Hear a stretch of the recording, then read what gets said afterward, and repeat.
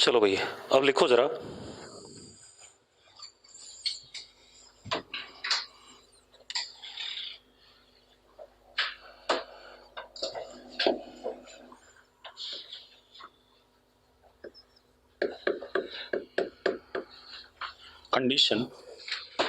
condition for all light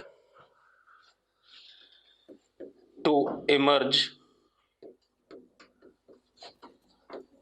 from prism। पिछली condition क्या पढ़ी थी हमने? कुछ भी ना इमर्ज करे। अब हम क्या पढ़ने जा रहे हैं कि सब कुछ इमर्ज करे। उसके लिए क्या कंडीशन है? क्लियर है? चलो देखो।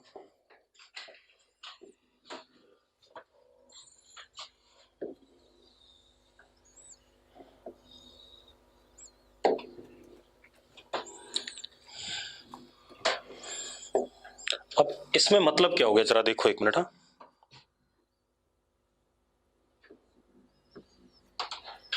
अगर आप ध्यान से देखो, एक मिनट।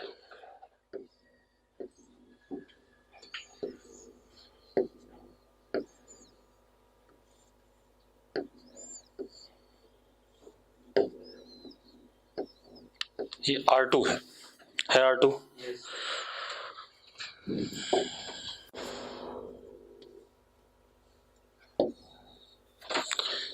ठीक है। R2 मैक्सिमम, R2 की सबसे बड़ी वैल्यू अगर थीटा सी से छोटा हो जाए, ठीक है, इतनी बात तो लाइट बाहर निकलेगी कि नहीं निकलेगी? R2 की अगर सबसे बड़ी वैल्यू थीटा सी से छोटी हो जाए तो लाइट निकलेगी कि नहीं निकलेगी? क्लियर है? तो ये कहानी है। ठीक है, तो अब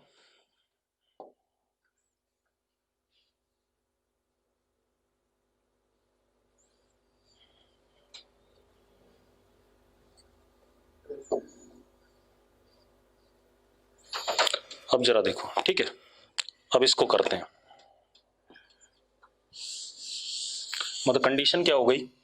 कंडीशन ये हो गई कि if R2 maximum is less than theta c, then all light emerges out of prism।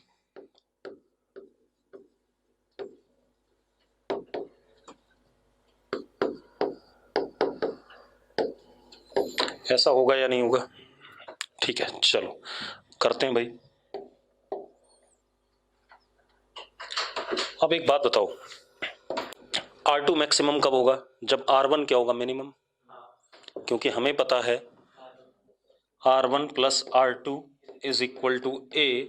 ठीक है, if R2 maximum then R1 minimum. हाँ या ना? और R1 मिनिमम कितना हो सकता है? 0 हो सकता है। अगर हम इस फेस पे लाइट किस पे डालें? 0 पे डालें।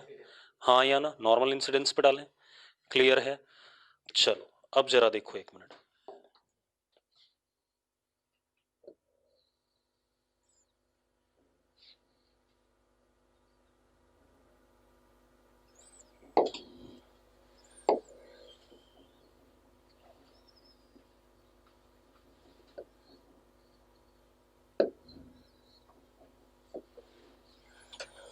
अब हम R2 मैक्सिमम की वैल्यू निकालें इस केस में। जरा देखो कितनी आएगी।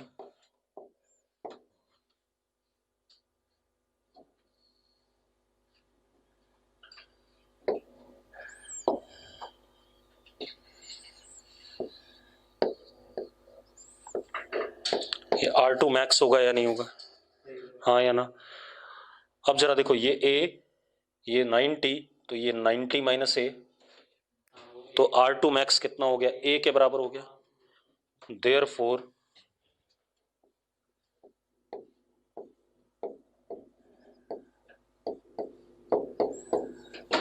Is equal to A। हाँ या ना? अब जरा देखो एक मिनट।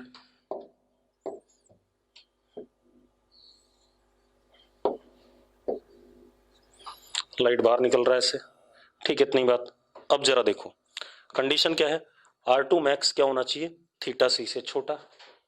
तो क्या कंडीशन आ गई, ए लेस देन थीटा सी। आ गई कि नहीं आ गई, हाँ या ना। तो अगर ए थीटा सी से छोटा होगा तो सारी लाइट बाहर निकलेगी, ए अगर 2 थीटा सी से बड़ा होगा तो कोई भी लाइट बाहर नहीं निकलेगी, यही कहानी है। ठीक है, अब मैं दोनों साइड साइन ले लूं।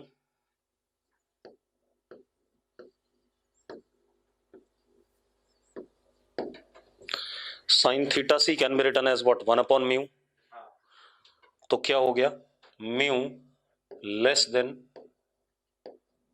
Cosec A. मतलब एक कंडीशन ये आ गई एंगल वाली, और ये अगर आप म्यू वाली कंडीशन लेते हो तो ये आ गई। जैसे वहां पर क्या आया था, याद करो, म्यू क्या आया था,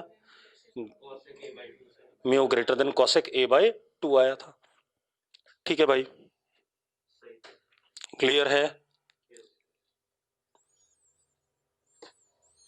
हो गया।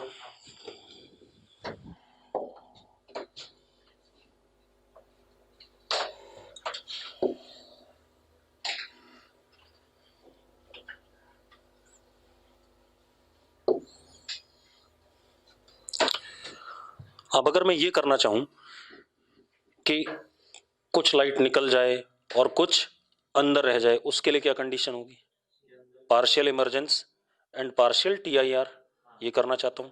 तो उसके लिए देखो, यही लिख रहा हूं,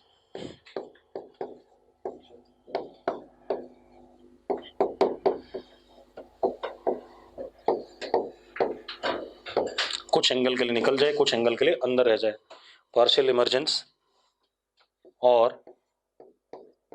पार्शियल टीआईआर।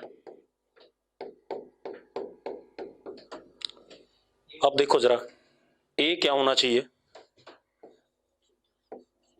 थीटा सी से बड़ा और 2 थीटा सी से छोटा, इसके बीच में खेलेगा, हाँ या ना। क्लियर भाई, सारी कहानी आ गई कि नहीं आ गई, ठीक है। अब जरा देखो, मिटा दें सब।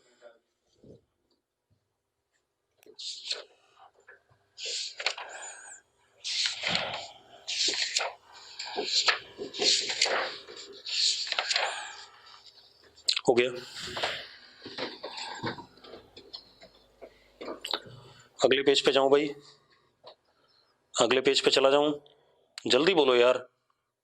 ठीक है, अब देखो, अभी तक जो हम प्रिज्म ले रहे थे वो एंगल ए बड़ा था, ठीक है, इतनी बात। अब मैं क्या ले रहा हूं, लिखो, deviation by small angle prism, deviation by small angle prism. ठीक है, अब मैं क्या कह रहा हूं, deviation by small angle prism. Small angle prism मतलब एंगल ऑफ प्रिज्म जो होगा हमारा, सवाल को सॉल्व करने के लिए 5 डिग्री से क्या होना चाहिए, छोटा। ठीक है, इसका मतलब दोनों जो सरफेसेस होंगे नियरली पैरेलल होंगे कि नहीं होंगे, नियरली क्या होंगे, पैरेलल से होंगे, ऐसा ही कुछ है। ठीक है, हालांकि पैरेलल नहीं होंगे लेकिन पैरेलल होने की तरफ अप्रोच कर रहे होंगे। ठीक है, अब यानी कि इस केस में डेविएशन कम होना चाहिए, कि पैरेलल स्लैब में डेविएशन क्या होता है, कम होता है, ये हमें पता है, हाँ या ना। चलो,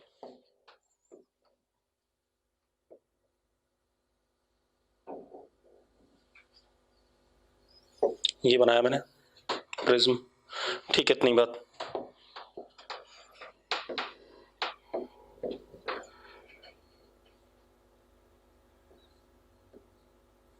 एंगल ए, ठीक है, अब इस फेस पे लाइट पड़ेगी और उधर निकल जाएगी।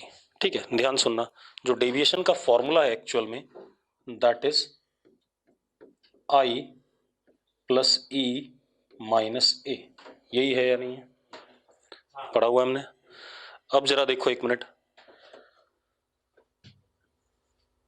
Sign I is equal to mu sine R1, ये पढ़ा है आपने, पढ़ा है कि नहीं पढ़ा है। अब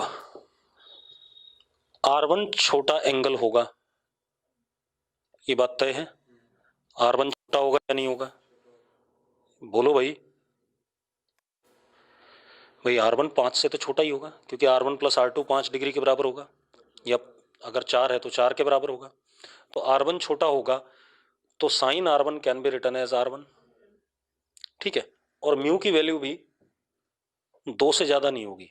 अगर ज्यादा हो गई ना 2 से ज्यादा तो ओपेक मीडियम हो जाता है। हमें कैसा मीडियम लेना है? ट्रांसपेरेंट लेना है। यानी कि राइट हैंड साइड बहुत छोटा आएगा। अरे 4 डिग्री, अगर 2 डिग्री कहते हैं तो अगर रेडियन में कन्वर्ट करें 2/180, सॉरी 2 इंटू पाई अपॉन 180, तो पॉइंट में कुछ आएगा। मतलब ये राइट हैंड साइड क्या होगा? बहुत छोटा होगा। राइट हैंड साइड छोटा होगा तो लेफ्ट हैंड साइड भी क्या होगा? छोटा होगा, ठीक है। तो इसका मतलब हम लिख सकते हैं I is equal to mu R1, लिख सकते हैं या नहीं? ठीक है, इतनी बात। इसी तरीके से अगर मैं दूसरी साइड देखूं तो sine E is equal to mu sine R2, R2 भी छोटा होगा तो इसको भी लिख सकता हूं E is equal to mu R2, लिख सकता हूं या नहीं? ठीक है।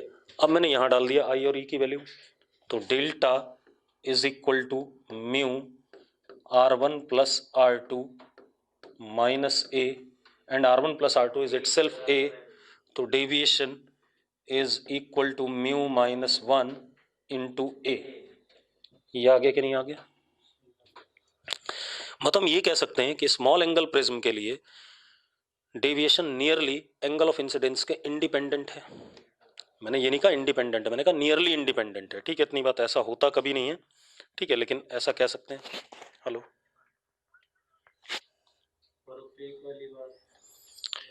अगर रिफ्रैक्टिव इंडेक्स बड़ा होगा, 2 से ज्यादा होने लगेगा, तो नियरली क्या हो जाएगा? ओपेक हो जाएगा मीडियम, ठीक है। इतनी बात। अब तो हम क्या कह सकते हैं? Delta is prism is a transparent medium भाई, ठीक है। तो 2 से ज्यादा नहीं लेना है, ये मतलब हुआ। डेल्टा इज नियरली इंडिपेंडेंट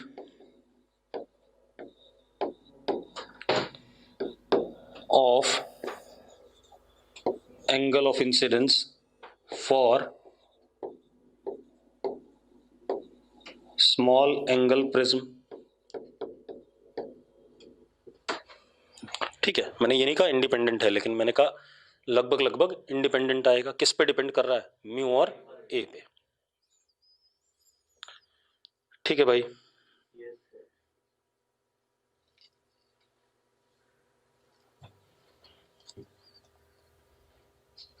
क्योंकि अगर आप ऐसे देखो ना, अगर आपको लग रहा है कि हम बड़े एंगल रख सकते हैं आई के, तो बेटा बड़े एंगल रखोगे तो इस फेस पे कभी जाएगा ही नहीं, क्योंकि ये दोनों लगभग लगभग क्या है? एक दूसरे के पैरेलल है, ठीक है। इतनी बात।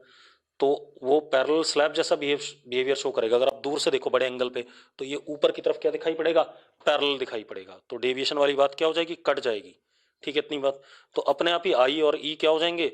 छोटे एंगल हो जाएंगे। क्लियर है भाई? अगर आप यहां से बड़े एंगल से देखोगे ना, ऐसे देखोगे बिल्कुल इसके फेस के साथ में, तो ये फेस और ये फेस एक दूसरे को क्या दिखाई पड़ेगा? पैरेलल दिखाई पड़ेगा, ठीक है। इतनी बात। बेटा बहुत कम होगी, खत्म हो जाएगी डेविएशन। अगर पैरेलल अपीयर कर गया तो अपने आप ही क्या हो गया? एक बात बता, अगर बड़े एंगल पे देख रहा है यानी कि दूर से देख रहा है, अगर दूर से देखेगा तो ये दोनों स्लैब्स, ये बहुत दूर हो गया पॉइंट, ये पॉइंट दूर हो गया, और छोटा एंगल है, तो ये दोनों कैसे दिखाई पड़ेंगे? पॉइंट सोर्स, पॉइंट सोर्स से अगर दो लाइनें आती हैं तो कैसी अपीयर करती हैं? पैरेलल अपीयर करती हैं। इसलिए एंगल आई और ई हम बड़े नहीं ले सकते।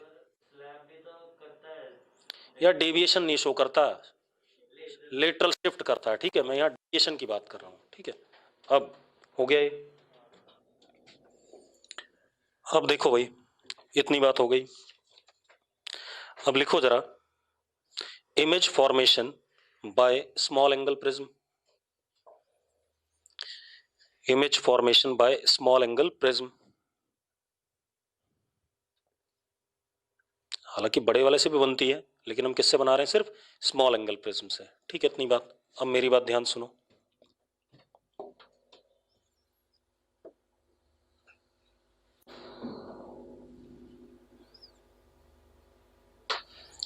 ये ले लिया हमने, ठीक है। इतनी बात। मान लो ये हमारे पास ऑब्जेक्ट है,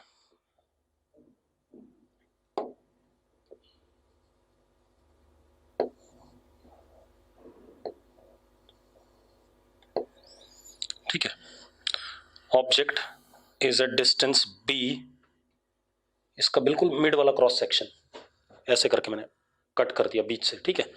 ये b दूरी पर है इसके मिड क्रॉस सेक्शन से, यहां से, ठीक है। इतनी बात क्लियर है। अब इस ऑब्जेक्ट से दो इंसिडेंट रेज, उनकी दो रिफ्रैक्टेड रेज जहां इंटरसेक्ट करेंगी वहां पर क्या बनेगा, इमेज बनेगा। यही कहानी है, ठीक है।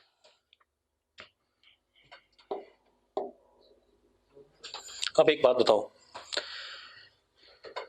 डेविएशन एंगल ऑफ इंसिडेंस पे डिपेंड नहीं करता है, ठीक है। तो मैंने एक इंसिडेंट ऐसे भेज दिया सीधे स्ट्रेट, ठीक है। अब एक चीज देखो, इसका जो डेविएशन होगा भाई, देखो म्यू छोटा था, म्यू -1 1 से छोटा आ जाएगा, और ए भी क्या है, बहुत छोटा है, तो बहुत छोटा सा डेविएशन होगा, ठीक है। तो डेविएशन बहुत छोटा सा है,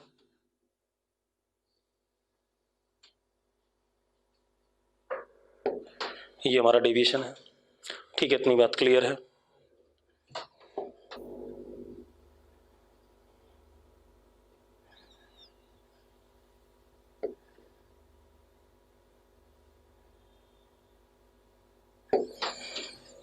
ये हमारा डेल्टा आ गया, ये इंसिडेंट और ये रिफ्रैक्टेड। अब एक दूसरी इंसिडेंस लूं, ठीक है, कोई भी, ठीक है। तो दूसरी इंसिडेंस लेते हैं, ध्यान से देखो,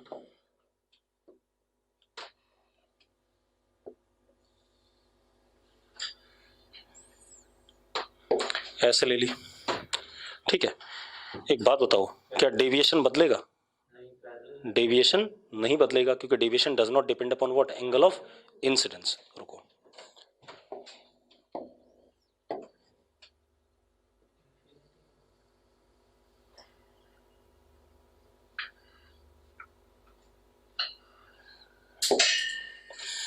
डेविएशन इतना ही एंगल होगा, बनाते हैं भाई।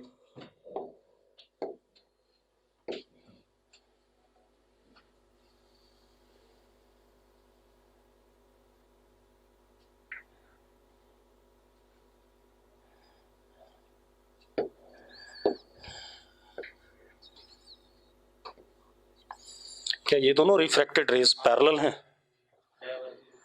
कैसी हैं आगे? डाइवर्जिंग है ना, डाइवर्जिंग। अब आगे डाइवर्जिंग है बेटा। अब जरा देखो, इधर तो इमेज बनेगी नहीं, ठीक है, इतनी बात। तो ऑब्जेक्ट तो हमें पता है कैसा है, रियल है, और ऑप्टिकल डिवाइस के बाद रिफ्रैक्टेड रेज क्या हो गए, डाइवर्जिंग, तो इमेज वर्चुअल बनेगा। कहाँ बनेगा जरा देख लेते हैं भाई।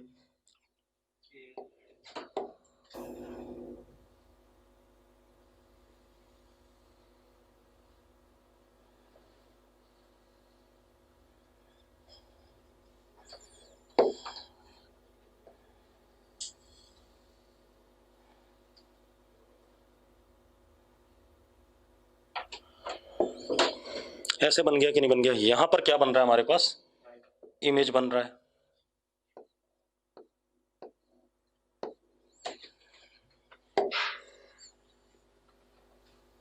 देखो भाई, यहां पर क्या बन रहा है हमारे पास, इमेज बन रहा है। अब अगर आप ध्यान से देखो तो ये एंगल हमारा डेल्टा है या नहीं है, तो डेल्टा है, ठीक है, इतनी बात। ये लेंथ कितनी, बी, लगभग लगभग उसी के ऊपर बन रहा है, ज्यादा अंतर नहीं आ रहा है, क्योंकि बहुत छोटा एंगल था। तो इसकी जो इमेज बन रही है वो इस जगह पे बन रही है, तो this is y of image, object से कितना ऊपर, ठीक है। और इमेज कैसी है, वर्चुअल, ठीक है। तो अब जरा देखो, tan delta is equal to y of image upon b, हाँ या ना? तो y ऑफ इमेज कितनी हाइट पे उसके ऊपर बन रहा है, is b tan delta, and what is delta, delta is mu -1 into a, हाँ या ना? ठीक है, इतनी बात। अब एक चीज और बेटा, डेल्टा बहुत छोटा है, तो tan delta can be also written as what, delta. तो we can also write y of image as b delta या y of image as b mu minus 1 into A. हाँ या ना, लिख सकते हैं भाई, क्लियर है। तो this is image formation by small angle prism. बनता बड़े वाले से भी है, लेकिन उससे क्या होगा, हो सकता है यहाँ पीछे बन जाए, हो सकता है यहाँ बन जाए, ठीक है, इतनी बात। वो सेम प्लेन पे नियरली नहीं आएगा, क्योंकि ये दोनों एक ही प्लेन पे आ रहे हैं, ऑब्जेक्ट और इमेज नियरली, ठीक है। मैं ये भी कह रहा हूँ नियरली आ रहे हैं, मैंने ये नहीं कहा आ रहे हैं वहां पर, ठीक है, इतनी बात हो गया।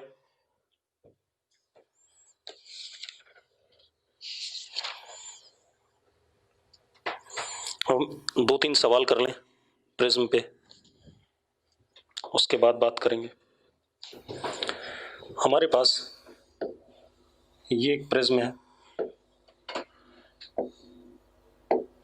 ठीक है, दिस इज प्रिज्म, ठीक।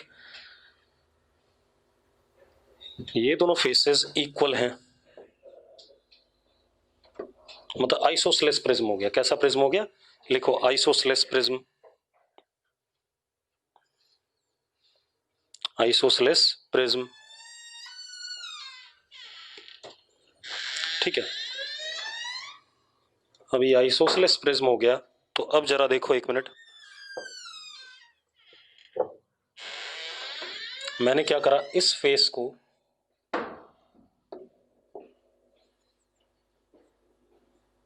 रिफ्लेक्टिंग बना दिया, मिरर कर दिया ऐसे, ठीक है, इतनी बात। इस फेस को रिफ्लेक्टिंग कर दिया, ठीक है, क्लियर है। अब ray of light incident normally on this face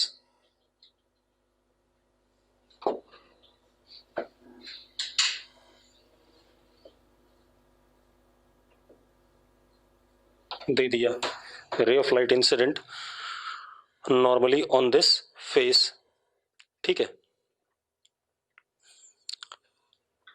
after two reflections,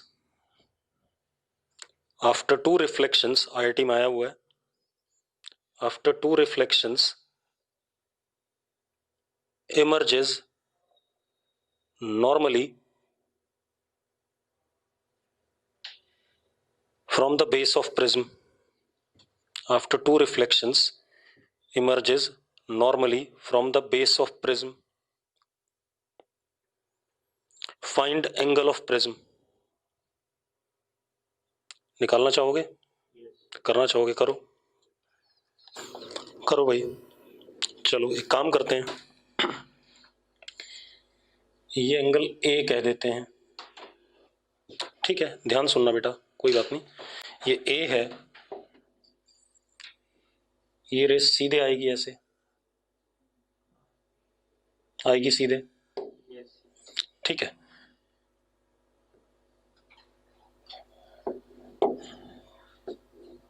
पहला तो यही रिफ्लेक्शन होगा, क्योंकि ये तो मिरर है, ठीक है। चलो पहले मैं नॉर्मल बना दूं यहां पर,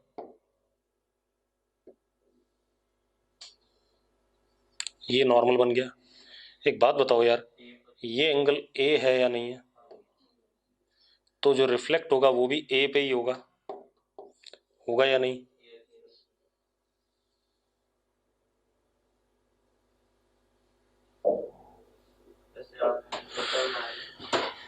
ठीक है, इतनी बात।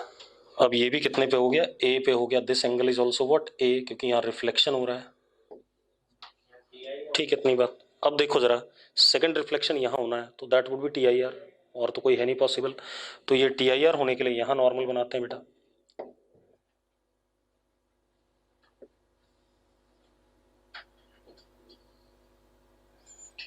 ठीक है। अब जरा देखो, ये एंगल 2A, ये 90, तो ये 90 माइनस 2A, तो ये कितना हो गया, 2A हो गया।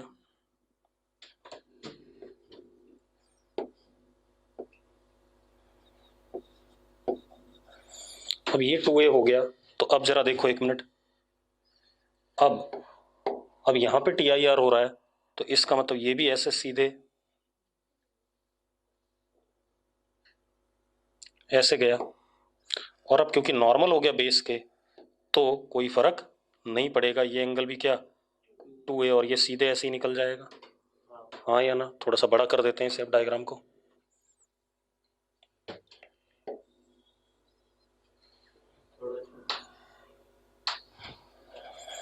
अब जरा देखो, ये 2a,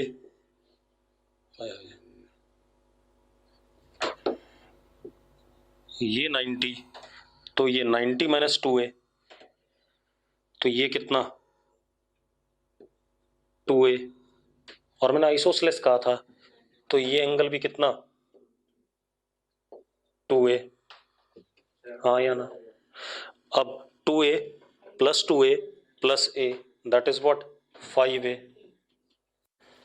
इज इक्वल टू 180, तो a is how much 36 degree. Clear है भाई? क्लियर है या नहीं?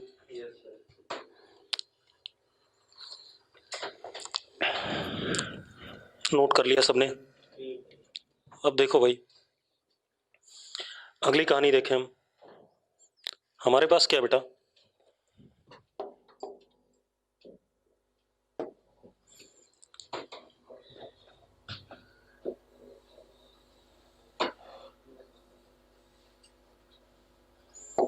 ठीक है, राइट एंगल्ड प्रिज्म है। कैसा प्रिज्म है? Right angled.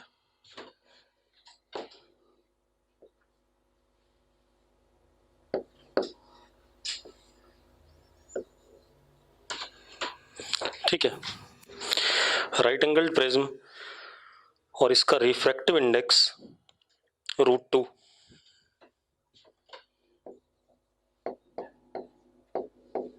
और ये एंगल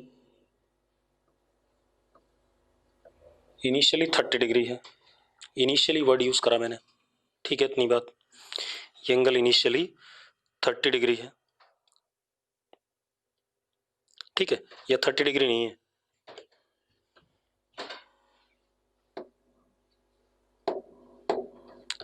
ये एंगल थीटा है, ठीक है, जो वेरी कर रहा है। ठीक है, अब जरा देखो एक मिनट, रे ऑफ लाइट इस फेस पे नॉर्मली पड़ रही है,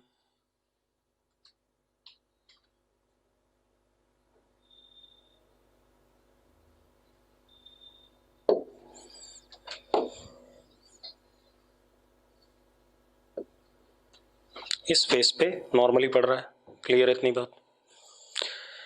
अब इस फेस पे नॉर्मली पड़ रहा है, लेकिन ये वाला फेस हमने ग्रेजुअली एंगल बढ़ाना शुरू करा फ्रॉम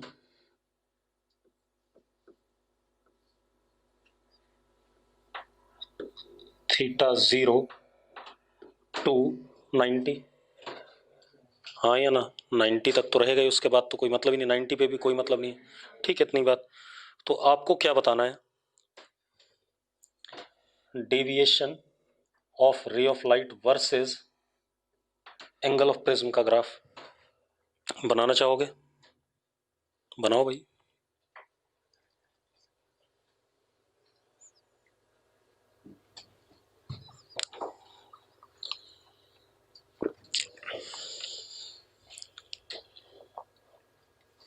चलो, सबसे पहले बेटा एक मिनट ध्यान सुनना। पहले फेस पे कैसा पड़ रहा है? नॉर्मली पड़ रहा है। अगर पहले फेस पे नॉर्मली पड़ रहा है तो रिफ्रैक्टेड रे यही हो जाएगी सीधे। अरे हाँ या ना? कोई फर्क पड़ेगा? सीधे हो जाएगी, रिफ्रैक्टेड रे सीधी हो जाएगी। अब जरा देखो, अगर हम यहां नॉर्मल बनाते हैं तो ये एंगल इटसेल्फ कितना हो जाएगा? थीटा। अब निकम्मो थीटा हो जाएगा कि नहीं हो जाएगा? हाँ या ना?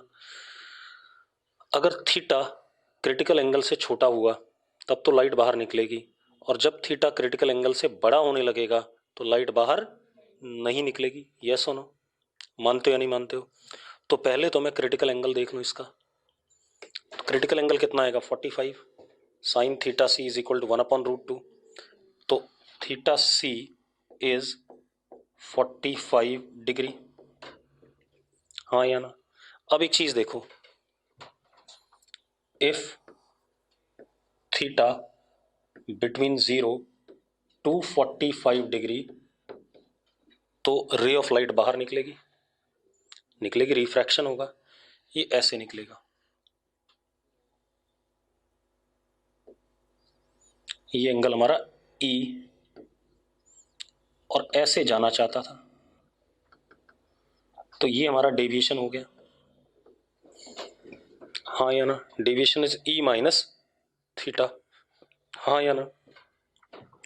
तो deviation is E minus theta, and what would be E, वो भी देख लेते हैं भाई, स्नेल्स लॉ, ठीक है, √2 sine theta is equal to sine E, हाँ या ना? तो वैल्यू डाल दो, डेविएशन इज साइन इनवर्स √2, स्टेपल भी ना करे उसने,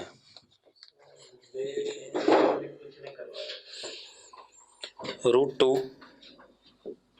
साइन थीटा माइनस थीटा, ये आ गया कि नहीं आ गया, देख लीजिए, आसान सा क्वेश्चन है, ये आ गया डेविएशन। अब इसके बाद ठीक है, जब थीटा बड़ा हो जाए किससे, 45 से, तब क्या खेल होगा, ठीक है, मैं इसको छोटा कर दूं थोड़ा सा,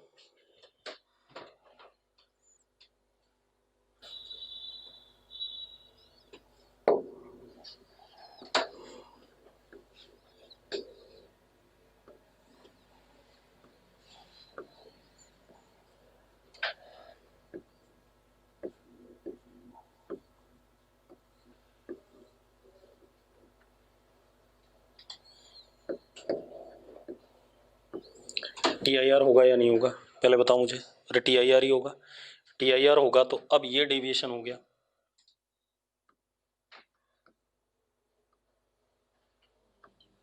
and deviation is pi minus 2 theta if theta greater than equal to 45 degree, up to 90 degree हो, तो हमें पता ही है, हाँ या ना? बना लेते हैं भाई ग्राफ, ठीक है, इतनी बात। अब जरा देखो,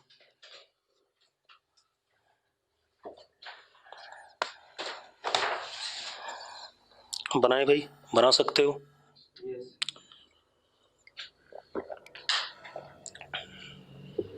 बना देते हैं,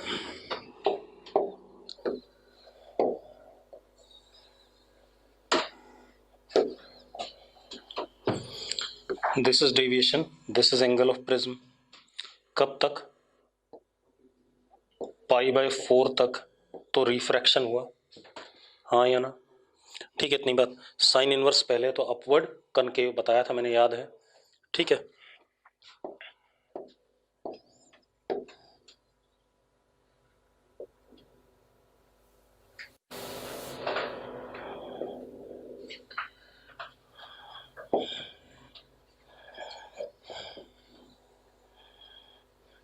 और π/4 डाल दो, ये हो जाएगा π/2 माइनस π/4, तो कितना आ जाएगा, π/4 आ जाएगा।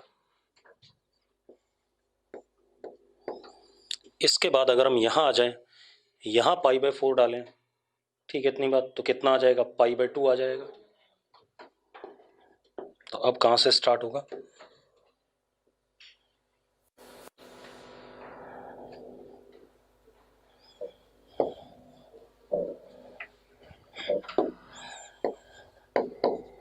और अब क्या आएगा, स्ट्रेट लाइन,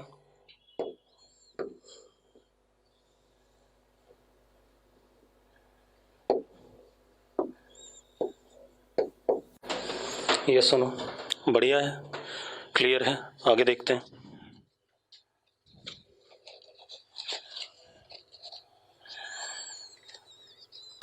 हो गया,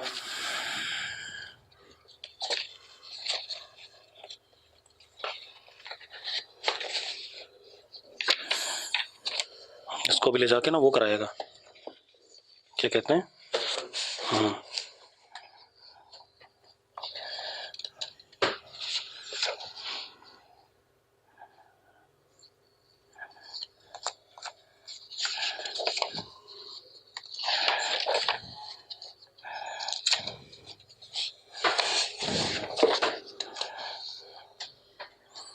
अब देखो एक और बढ़िया क्वेश्चन, मिटा दूं इसे।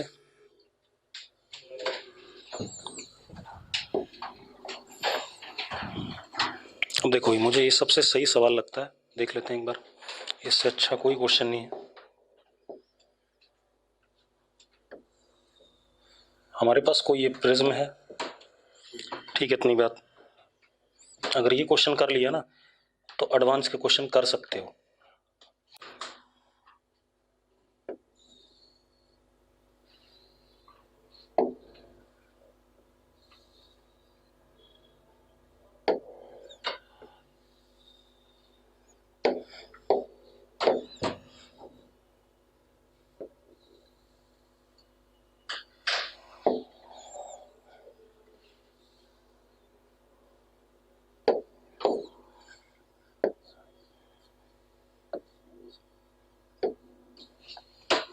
ठीक है, angle of incidence 53 degree, angle of emergence 37 degree, ठीक है, इतनी बात। If angle I is now made 50 degree, अगर एंगल ऑफ इंसिडेंस मैंने 50 डिग्री कर दिया, देन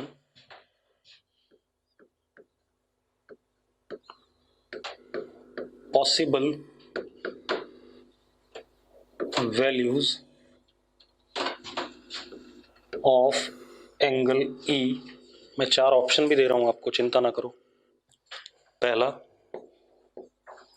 35 डिग्री, दूसरा 40 डिग्री, ठीक है, तीसरा 42 डिग्री, चौथा 38 डिग्री। करो भाई, मतलब भाई बताओ कोई कैसे करना चाहिए मुझे। देखो भाई, इसका मतलब यह है कि आप लोग पढ़ते नहीं हो, सिर्फ मैं जो पढ़ा रहा हूँ टाइम पास कर रहे हो, मतलब ढंग से नहीं पढ़ रहे हो। अगर ढंग से पढ़ा होता तो इसका आंसर आना चाहिए था।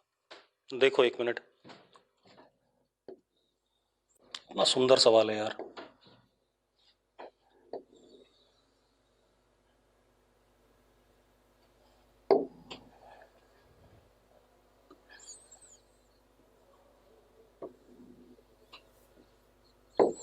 हमने ऐसा कोई ग्राफ बनाया हुआ है कि नहीं बनाया हुआ है? बनाया हुआ है ना, ठीक है।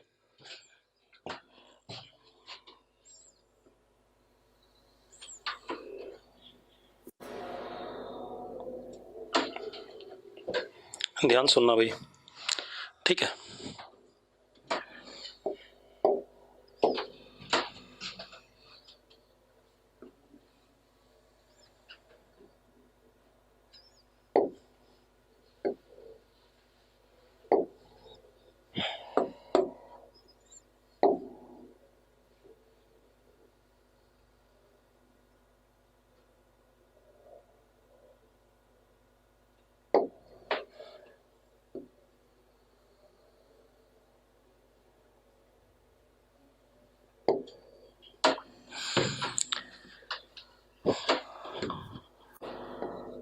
I 53 डिग्री और ये E 37 डिग्री, ऐसा ही है या नहीं है? यही देखा आपको बोर्ड पे। अगर मैं I घटाता हूं, ठीक है, इतनी बात।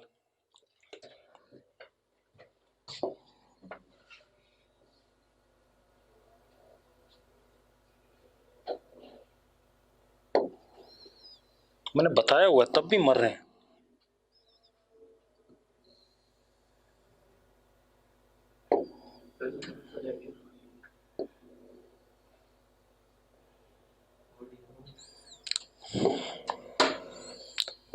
ये 50 हो गया तो ये E हो गया इसके करस्पॉन्डिंग, हो गया या नहीं हो गया? तो एक बात बताओ, डायग्राम से दिख रहा है E ग्रेटर देन 37 डिग्री।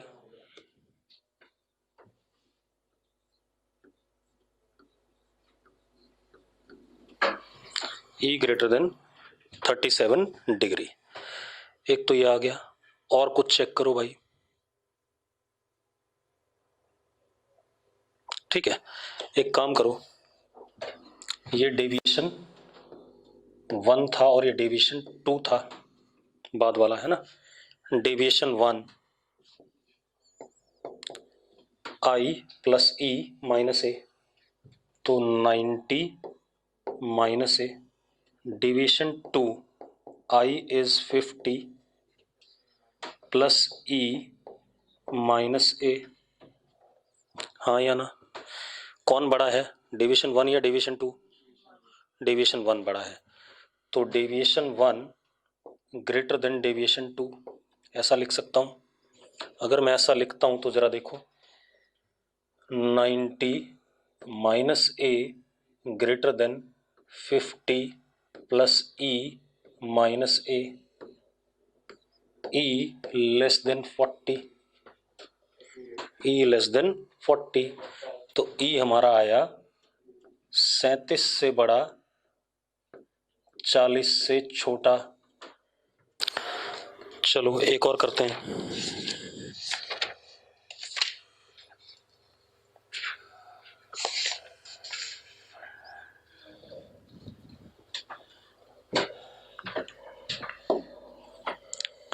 पांच प्रिज्म वाला करें, 3 वाला करें?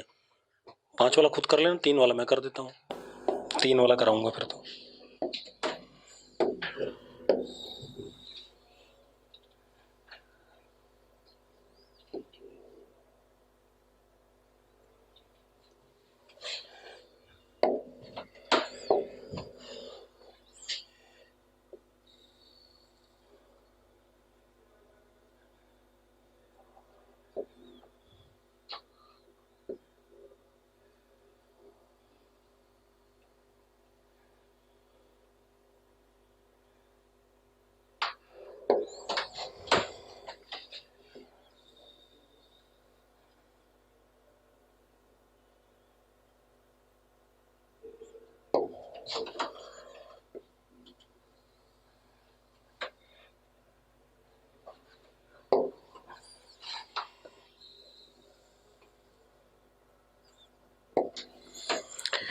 तीन identical isosceles right angled prism.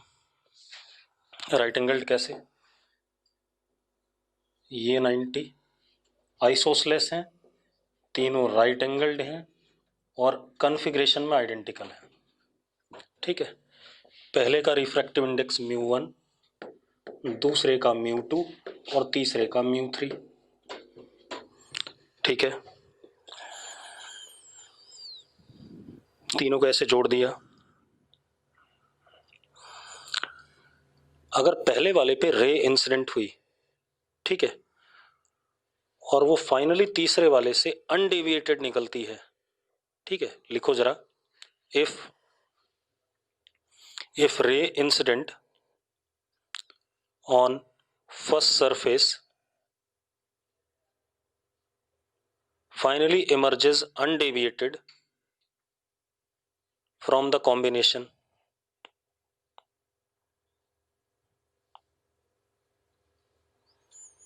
then relation between mu1 mu2 and mu3, relation between mu1 mu2 and mu3 करना चाहोगे? mu1 mu2 और mu3 में रिलेशन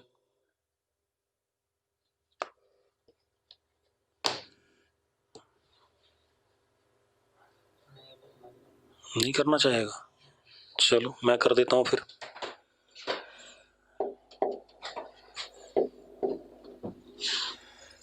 मान लो ग्राउंड के पैरेलल ला रहा हूं रे,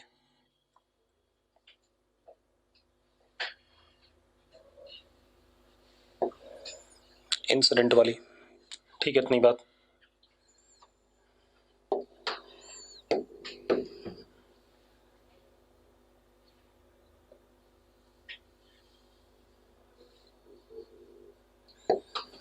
हल्की सी टुवर्ड्स नॉर्मल हो गई।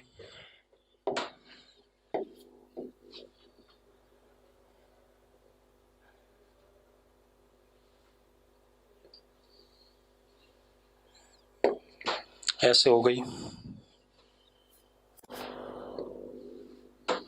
दूसरा कलर ले लो भाई।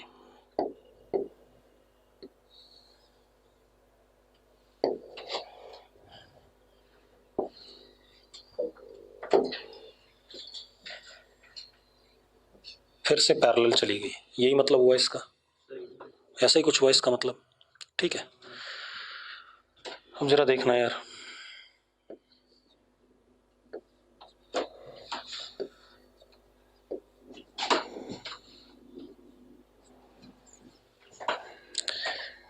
ये 45,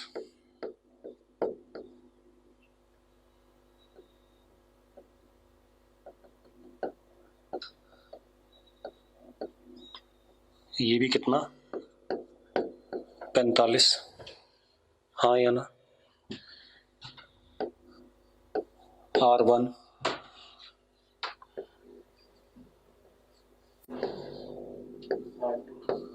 R2 R3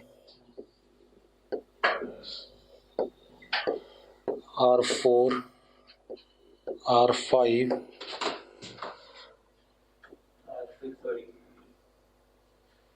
R6 और ये 45। मानते हो या नहीं मानते हो, यही कहानी है, हाँ या ना। ठीक है,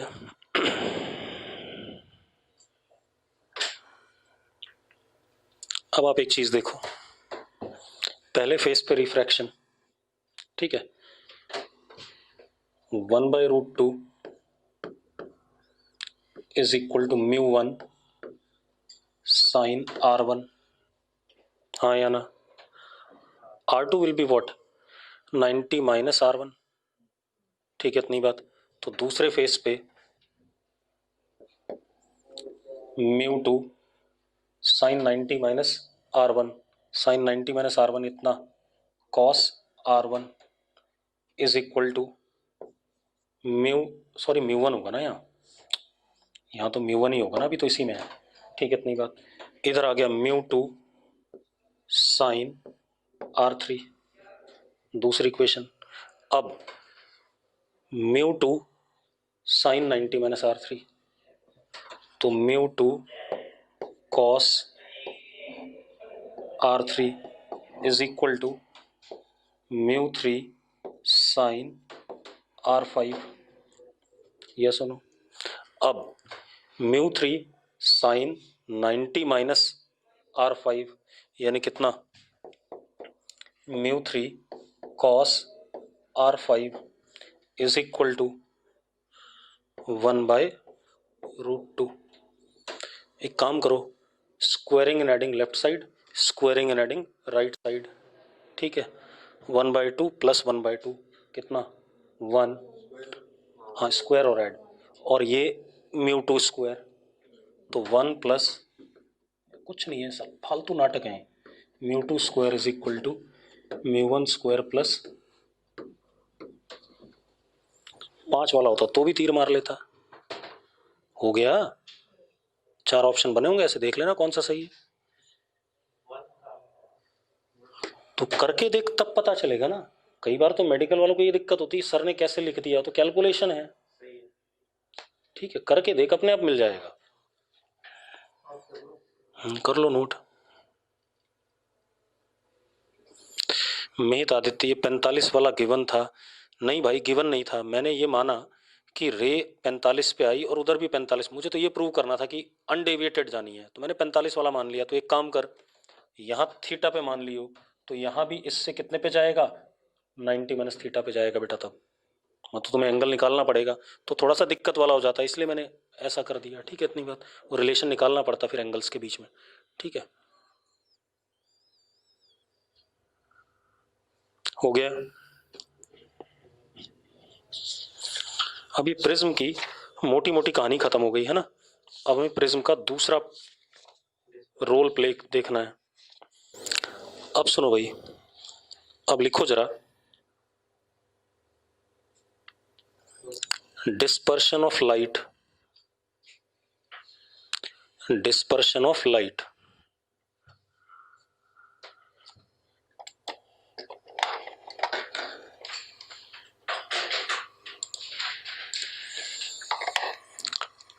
अब डिस्पर्शन ऑफ लाइट, अभी तक जब भी हम प्रिज्म पे लाइट इंसिडेंट करा रहे थे तो मोनोक्रोमेटिक थी, सिंगल वेवलेंथ वाली। कैसी थी? सिंगल वेवलेंथ वाली। अब जब हम लाइट इंसिडेंट कराएंगे तो वहां पर वेवलेंथ मल्टीपल वेवलेंथ वाली है। ठीक है, इतनी बात तो लिखो जरा।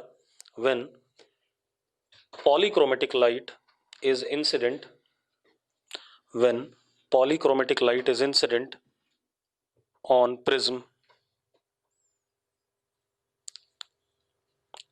when polychromatic light is incident on prism,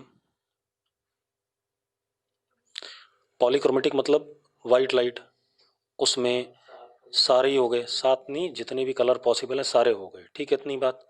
अब रेड के हजारों शेड होते हैं, एक रेड मान ले